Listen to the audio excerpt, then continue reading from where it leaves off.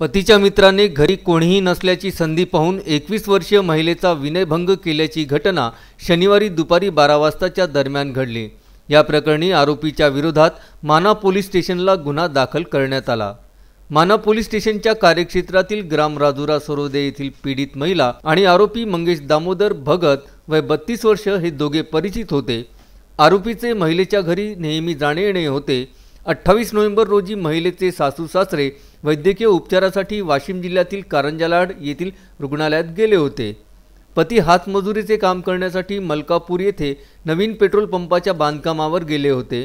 याच दरम्यान आरोपी मंगेश भगत हा दुपारी 12 वाजताच्या दरम्यान त्यांच्या घरी गेला आणि विचारणा करू लागला की पती आणि सासू सासरे कुठे गेलेत।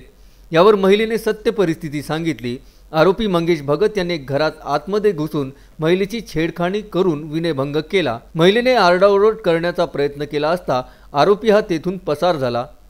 सायंकाळी कुटुंबातील सर्व सदस्य घरी परत आल्यानंतर महिलेने घडलेल्या प्रकाराबाबत आपबीती सांगितल्यावरून उशिरा रात्री सरळ माना पोलीस स्टेशन गाठून आरोपी मंगेश भगत याच्या विरोधात विनयभंग केल्याची फिर्याद नोंदवली।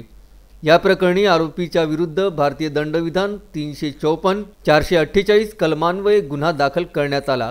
पुढील तपास ठाणेदार संजय खंडारे यांच्या मार्गदर्शनाखाली जमादार दिलीप नागोलकर आणि शिपाई राजेश डोंगरे करीत आहे। बाळासाहेब गणोरकर, विदर्भ न्यूज, मूर्तिजापूर।